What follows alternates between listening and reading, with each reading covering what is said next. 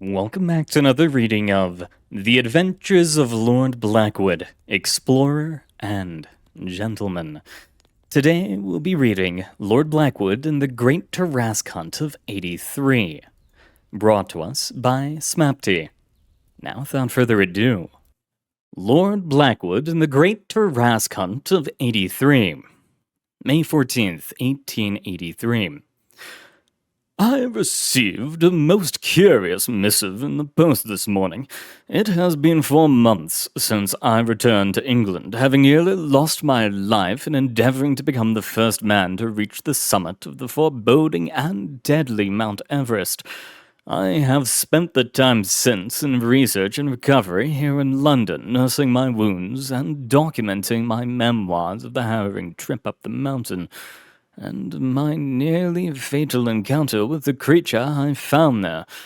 A tale which I fear may never be told outside these diaries, and I have not planned to embark again for distant shores until after summer has passed. This has changed, I fear, as the result of today's letter. It was a formal affair, written in a folded card like a wedding invitation, sealed in the finest envelope, and I present it to you below.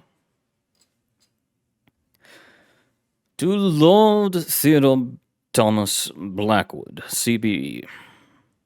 Colonel Joseph D. Infant, l'Amri de Terry of the Republic of France, does hereby cordially invite you to participate in a hunt of a great and terrible creature that threatens the lives of thousands, the Tarasque. A creature great and terrifying, of late believed to be legend, has arisen and threatens the security of the land of Providence and of French itself.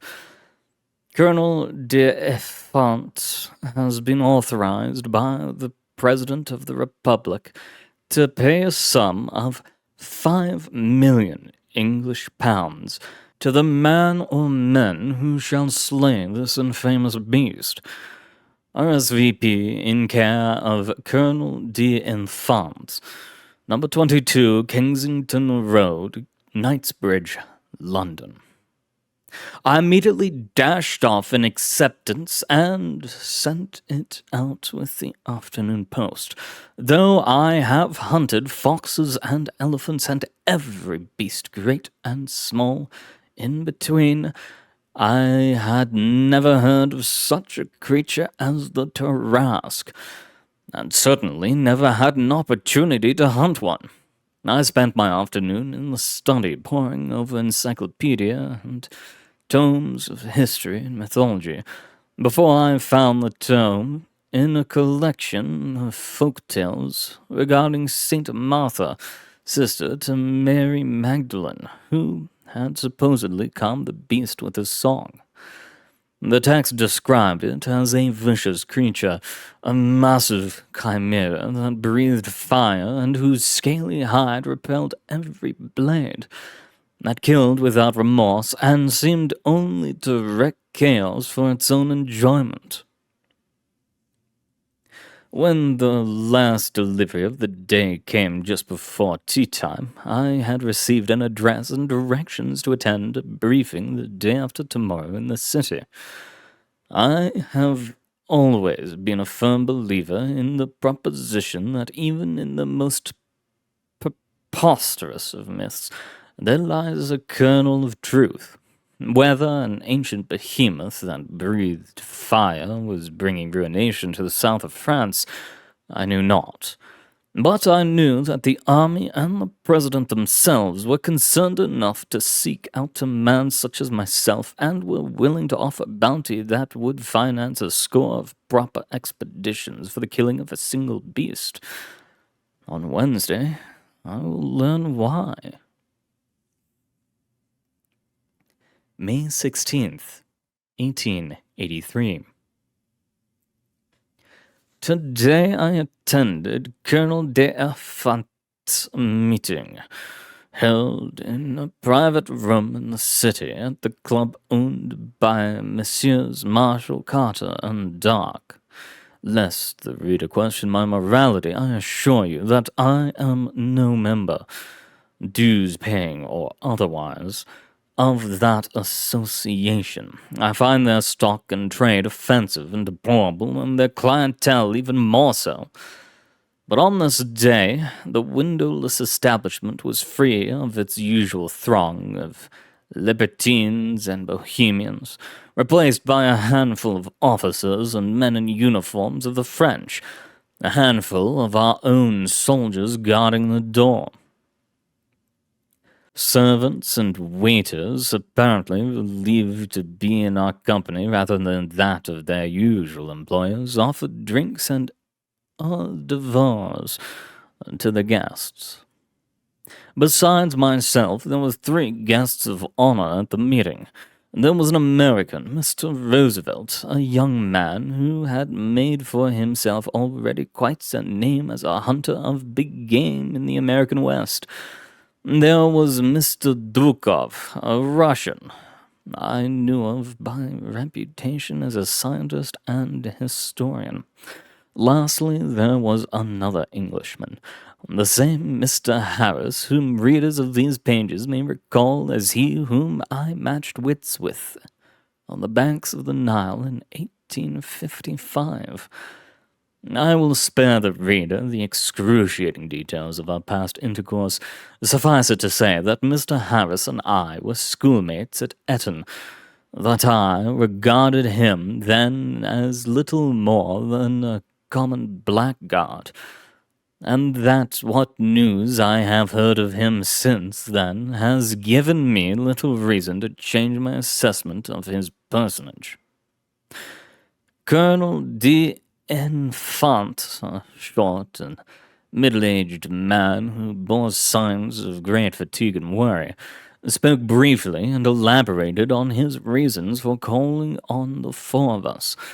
The being that his government had come to call the Tarasque, he said, had first appeared the Sunday after Easter near the village of Tarasque, named most coincidentally for the mythical beast itself, and had destroyed the town utterly, claiming several thousand souls in the process.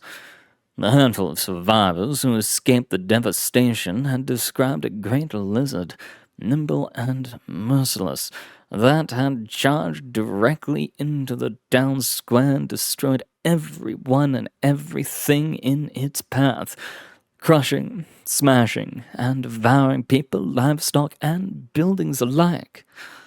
One man, a farmer whose wife and children had been ripped to shreds by the beast, claimed that it spoke to him in plain French, and told him of them. Ils étaient repugnants. Since then, the colonel said 3 outlying villages and countless farms in Providence have fallen to the Tarasque. It attacked without mercy or reason, killing indiscriminately, and left only devastation in its wake. The army had sent men and horses and cavalry against it. There were few survivors, and those who lived claimed the beast had been struck directly by artillery and neither flagged nor missed a step. The hole in its chest seemingly knitted together as it charged their position. The entire region had been quarantined, citizens were being evacuated by the thousands, and the army and the press were passing stories of plagues and Prussian revanchists. But his government feared the worst would soon come to pass. Nimes, Avignon, and Arles were in danger if the beast continued to rage. The 4 of us, the colonel claimed, were the finest hunters and scientific minds available, and known to his government. He knew not if we were capable of taking down such a monster, but between our expert knowledge and unique access to the finest tools and weapons known to science, he hoped we could succeed where his own forces had failed. I left the meeting with a stack of papers, details of the army's knowledge of the Tarasque based on what reconnaissance they have to date endeavored. On Saturday, the four of us will board a steamer across the channel and travel to the epicenter of this pandemonium ourselves.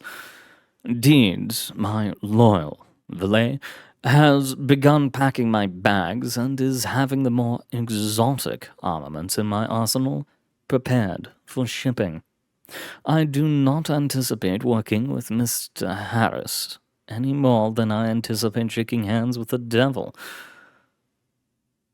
But Messrs. Roosevelt and Dukov appear to be of sound mind and fine spirit, and with luck our motley quartet shall return to England with a fortune in our pockets and a story to tell.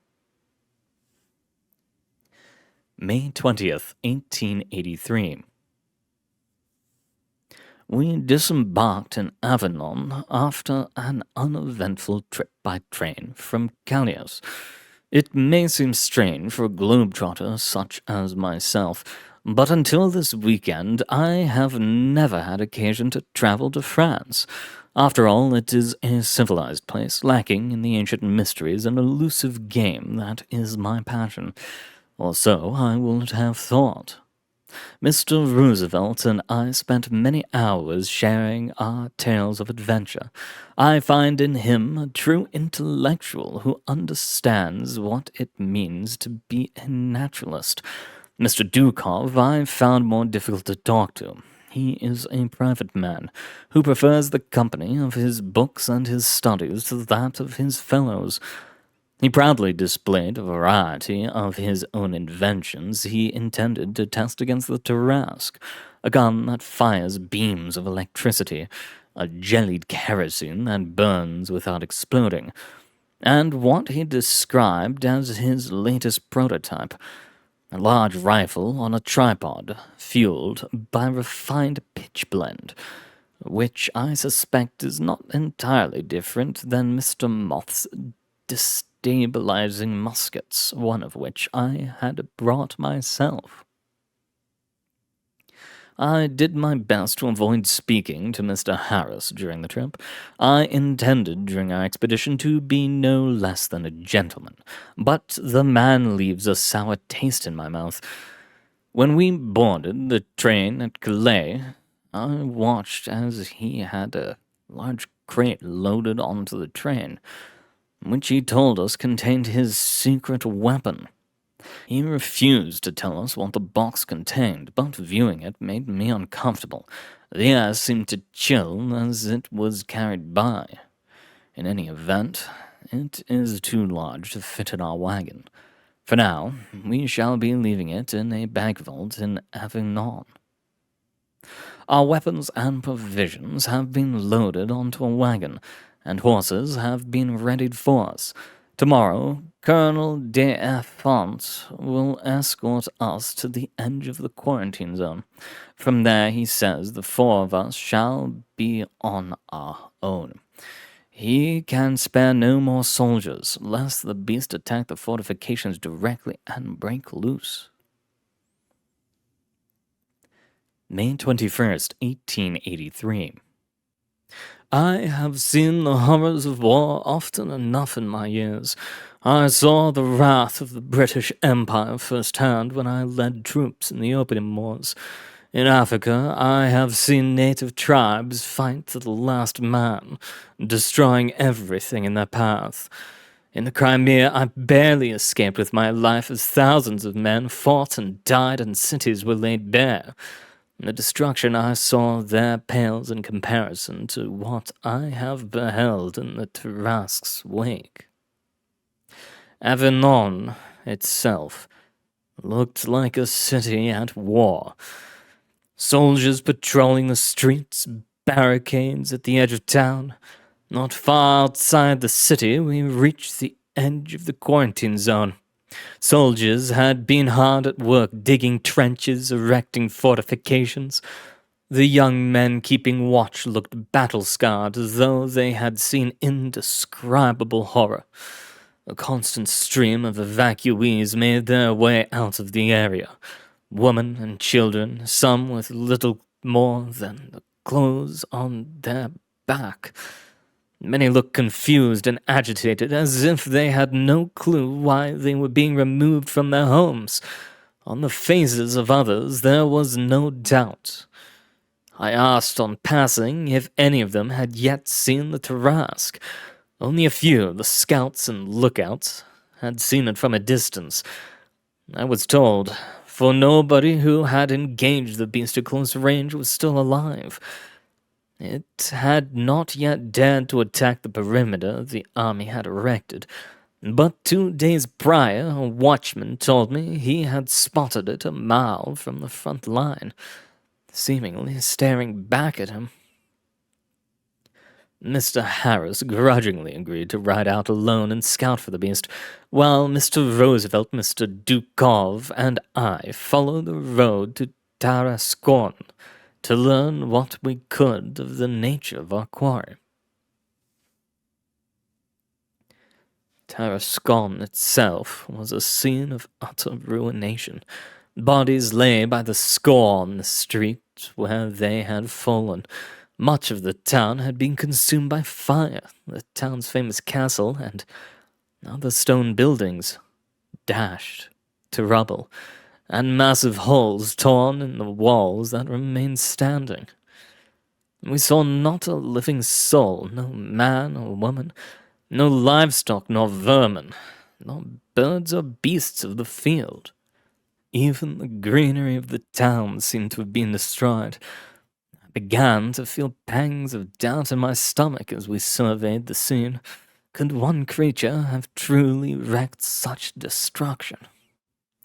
We set up camp on the edge of the dead town. Mr. Harris returned by evening and informed us he had spotted the Tarasque to the southwest, near the village of Belgrade, in the act of destroying a farmhouse. Its route, he said, had not been difficult to trace, for a swath of barren land seemed to lay a trail. Even the grass itself was not safe from the Tarasque's wrath. Tomorrow we will follow the trail and engage the beast. May 22nd, 1883. We have met the Tarasque this day, and we are lucky to have escaped with our lives. We traveled southwest to Belleville, which we found in a state of destruction not unlike that of Tarasque itself. From there, we followed the creature's trail as it meandered south, then west, then northwest through the farmlands, drawing uncomfortably close to Nimes. Shortly after midday, we spotted the creature in the distance.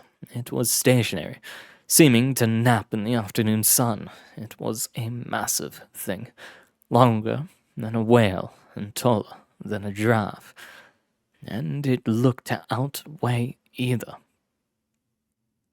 Its scales glistened in the sun, and its teeth, massive and shining, were bared as it rested among the chaos it had wrought. Had it wings, I would have called it a dragon. With our weapons in tow, we stealthily approached the beast to a range of less than 100 feet. Mr. Dukov set up his pitch-blende gun, which he claimed would take some time to charge before it could be fired, while Mr. Roosevelt and Mr. Harris prepared their elephant guns, and I readied my particle destabilizer. Behind a short fence demarking one of the now abandoned farms, we drew straws, and it was agreed I would take the first shot at the abomination. Steadying my gun against the fence, I took careful aim for the sleeping Tarasque's head. I held my breath, made my final adjustment, and fired. The shot hit square and true, and we watched with delight as the top of the Tarasque's head was shorn clean off. The beast slumped to the ground, and I breathed a sigh of relief. In one shot, the beast that had killed thousands and menaced a nation was dead. Mr. Harris let out a cheer, and the dead beast came to life. It rose to its feet and turned in our direction. Blood, brains, and gore oozed from its skull as its head, missing an eye, stared us down and let out a blood-curdling roar before it charged at us, faster than a bull elephant. Mr. Roosevelt and Mr. Harris barely had time to fire around each at the beast before we were forced to scatter.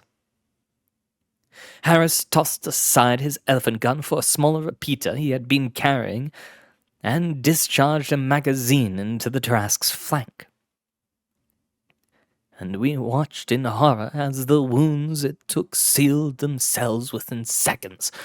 Mr. Dukov was forced to shut down his pitch-blende gun before it could fully charge, and fired his electric rifle 3 times into the monster's open wound, stunning it for long enough for us to reach our horses. By the time we were on horseback, the beast was up again and charging at us, and flesh and bone was knitting anew over the open cavity in its skull. I fired the particle destabilizer again at its foreleg and took it off entirely, hobbling it as it tried to chase us on 3 legs.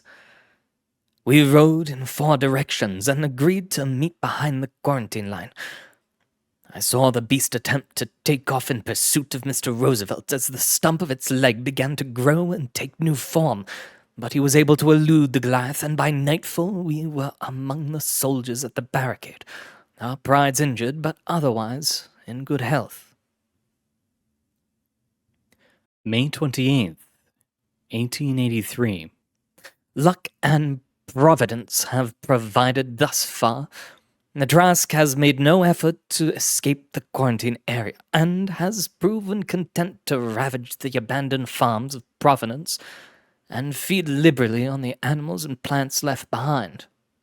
After our second attempt to attack the Tarasque on the 23rd proved no more successful than the first, we have come to the conclusion that the beast cannot be killed simply by gunshot or electrification or setting it aflame, for the rate at which it heals its injuries is so great, and its tolerance for pain and mutilation so high, that even the mightiest broadsides of the Royal Navy would have little chance of destroying it before it could take their lives in trade.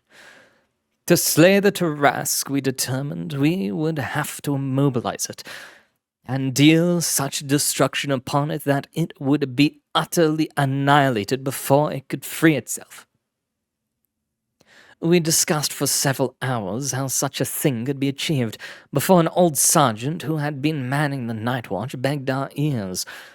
The sergeant had, he said, fought in Vietnam, when the natives there attempted to rebel against the French in '68, and had seen them make use of a trap that was elegant, easily disguised, and deadly.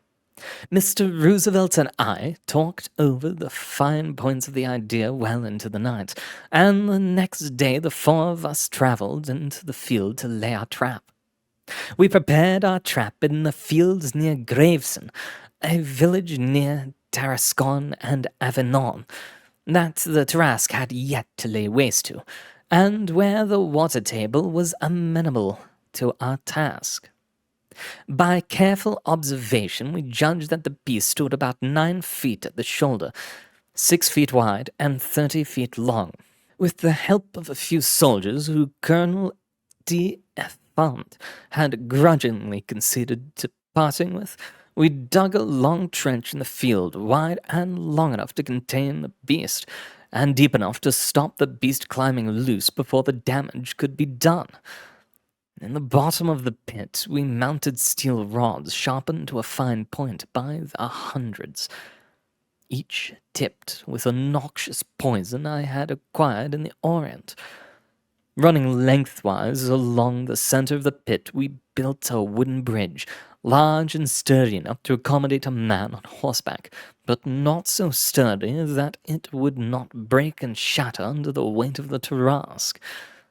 4 days we were involved in the earthwork. The digging done, we laid a net across the top, and it was covered with grass and leaves. From a distance, it looked to all the world like an ordinary patch of open land beneath which lay doom. Mr. Harris has spotted the Tarasque not 2 miles from our location, and tomorrow we will spring the trap. Mr. Roosevelt has agreed to act as bait. He will approach the Tarasque on horseback and attack it once with his elephant gun, and once it gives chase, he will lure it to the pit. He is to gallop across the bridge and lure the Tarasque to follow him, and when it attempts to do so, it will surely fall into the pit. Messrs. Dukov and Harris and I, lying in wait out of sight, will then join Mr. Roosevelt at the pit's edge and unleash a full fury of our armaments onto it. Our rifles and shotguns, the particle destabilizer, Mr. Dukov's electric rifle, and provided it is charged safely, he shall make his first firing of the pitch-blende gun. Once our armament has been exhausted, we shall pour 4 barrels of Mr. Dukov's jellied kerosene into the pit and ignite it. And, Providence withstanding, nothing shall be left of the creature but ash and bone by sundown tomorrow. May 29th, 1883. Success! The plan went off without a hitch. It was afternoon before Mr. Roosevelt could coerce the Tarasque into pursuing him, but surely enough the reptilian behemoth fell into the pit, impaled upon the spikes, and was stuck while the 4 of us rained destruction from above. The monster let loose a screech from the pit of damnation itself as bullets and explosives tore its flesh loose bit by bit, and jellied kerosene burned slowly and stopped it regrowing. Mr. Dukov warned us to avert our eyes when he finally fired the pitch-blende gun, and his warning was justified. The blast was bright enough to blind, and a massive plume of smoke and fire erupted from the pit after he had pulled the trigger, seeming to blossom into a mushroom above us. By the time the fires had died down, a charred skeleton was all that remained. We have separated the beast's massive skull, blackened and perforated, from what remains of the monster, and a handful of soldiers who reported after the blast are hard at work filling in the pit with earth. Tomorrow we shall bring the skull back to Avignon and collect our reward. May 30th, 1883. Disaster! We were hailed as heroes by the army when we arrived in Avignon with our prize. In the morning light, the Tarasque's skull seemed whiter than it had the night before, and more charred flesh stuck to it than it had seemed when we dragged it from the pit, though surely it was little more than an illusion. The 4 of us posed for photographs, and Mr. Dukov asked to have his photograph taken with his head in between the massive jaws of our fallen prey. Imagine our horror when the jaws snapped shut, severing Dukov's head neatly at the shoulders. The skull of the Tarasque rolled loose from its place on the stage and snapped again, taking another chunk of his body. And the soldiers screamed and fainted as it seemed to be growing a new coat of flesh and scales over the charred exterior.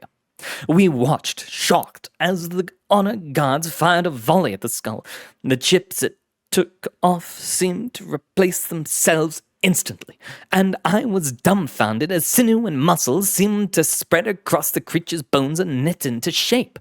The jaws of the disembodied Tarasque opened, and it shouted in French, "Vous me rendez malade."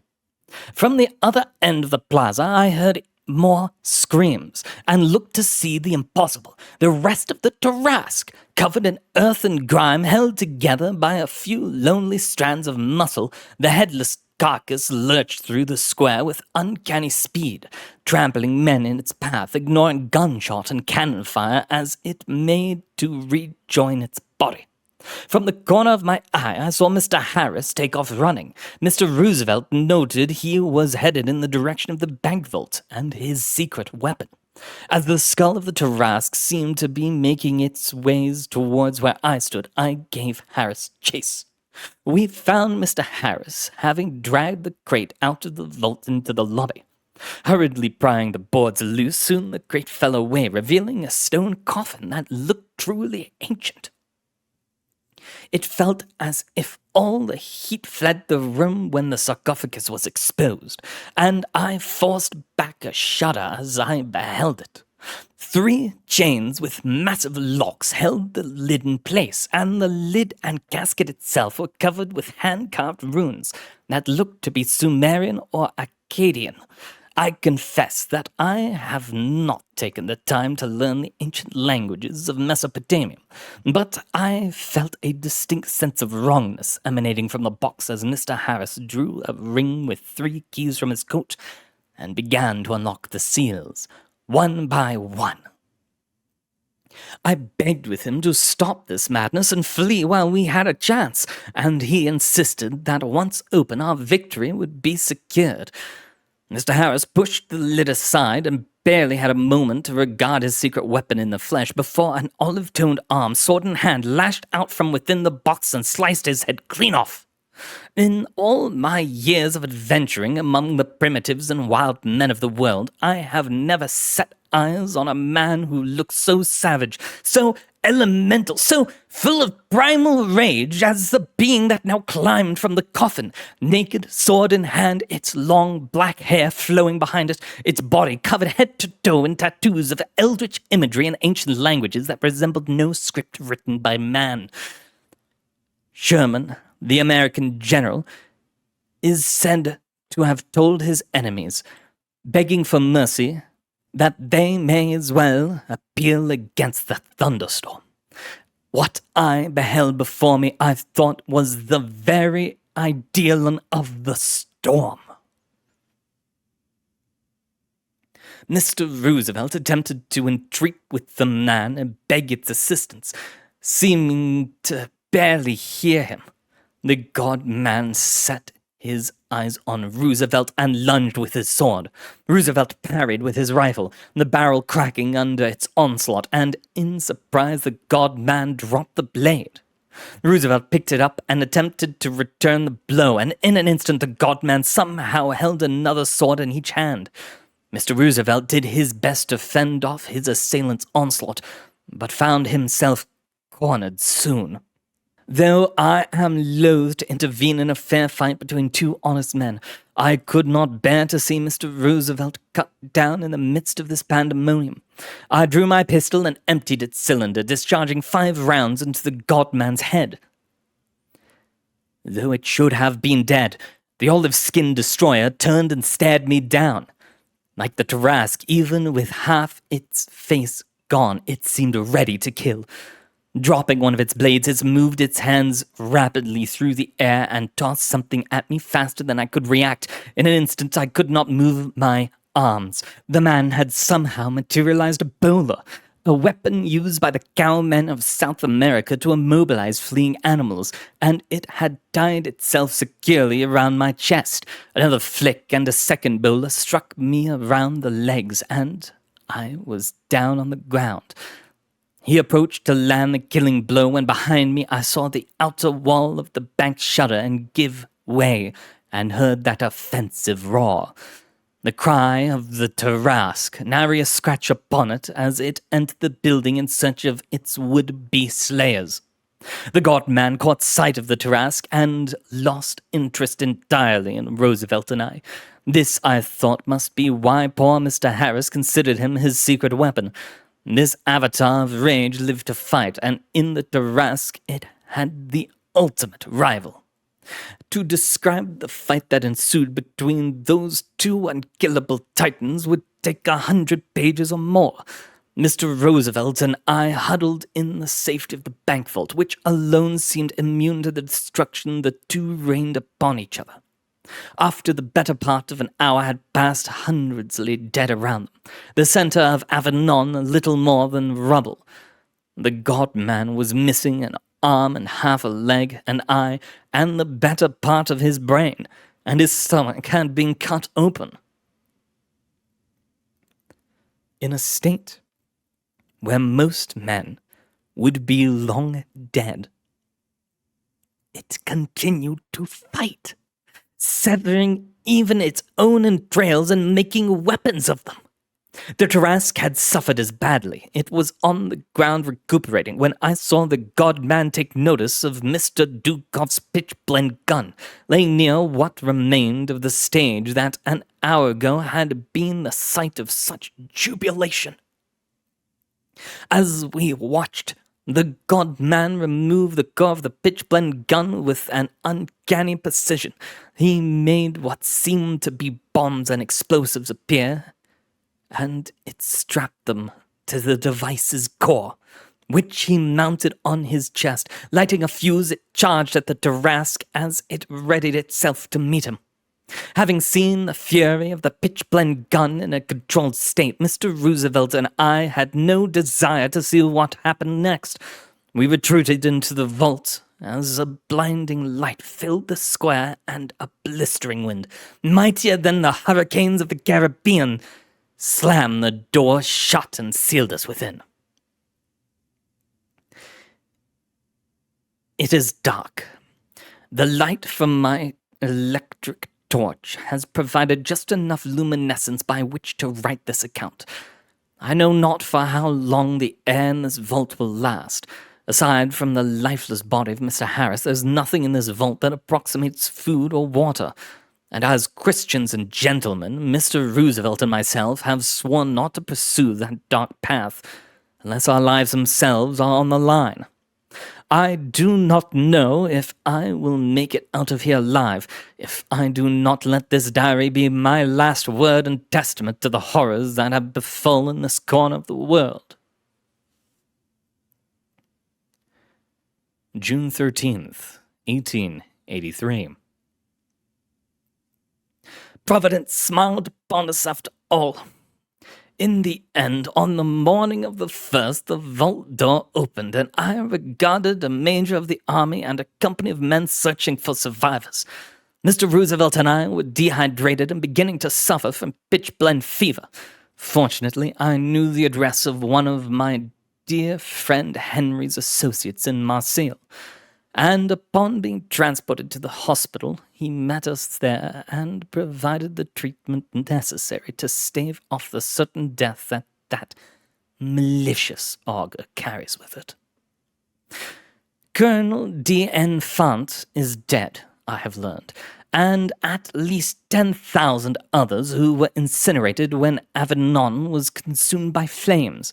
Even those who had survived, I learned, have been burned or blinded, and pitch-blende fever will likely claim many of them in time. No sign has been seen of the Tarasque or the god-man since the explosion, nor for that matter of the icy sarcophagus in which he had apparently slept until the late Mr. Harris loosed him upon the city. It will take years, if not decades, to restore this ancient region to its former glory. We were two of only a handful of witnesses to one of the greatest disasters to strike France in recent memory, and having been at the center of it all, the army regarded us with great suspicion. We were interrogated several times, first by soldiers, then by police, then by politicians. A man who looked English watched and took notes, but said not a word as we told our story. In the end, we escaped transportation to Devil's Island, but the reward that had been promised was forfeit, and we were sternly warned that neither of us were welcome in France again so long as we lived. The explosion that claimed Avignon was seen for hundreds of miles, I learned, and the press from Paris to New York were heavily embroiled in speculation. Everything, from a falling star to a German superweapon, to the wrath of God himself being proposed as an explanation. We were warned not to share our knowledge of the event with others as we were sent on our way. Mr. Roosevelt and I parted ways in Calais. He intends to return to America, he informed me, and pursue a political career. In that I wish him well. I returned to my house in London this afternoon and was informed by Deeds that a postcard had arrived from me this morning. The handwriting in the brief, unsigned note within resembled that of the strange Englishman who had attended the questionings, whose notes I caught brief glimpses of from time to time. I present that message below. To Lord Theodore Thomas Blackwood, CBE, the Royal Foundation for the Security, Containment, and Protection of Anomalous Objects and Phantasmagoria requests a meeting for the purpose of negotiating an alliance favorable to both our parties. Please call any time, excepting Sundays, at number 19 Marylebone Road, Westminster, and ask to speak to Dr. Thursday. Your discretion is requested in this matter. I have not heard of this foundation before, and I do not know if I intend to take them up on their mysterious overture. Perhaps I shall hear them out, but I have never been one to serve in one man's employ for very long, and I value my freedom as a naturalist and explorer above all else. We shall see. And there we have it, a recounting of Lord Blackwood's fight with the legendary Tarasque, or at least something that was bearing that name, and was probably equally as legendary, as far as I can tell. I do think that we did also see SCP-076 Able there as well, if that black box with the tattoos and the writing and the carvings is anything to go by. And, of course, at the end, mention of something that very suspiciously contains the SCP initials. Perhaps an early form of it. Who knows? But this is the time we have for today, dear researchers. Thank you very much for coming. It has been an honor reading for you. Good luck out there, and I hope to see you all next time.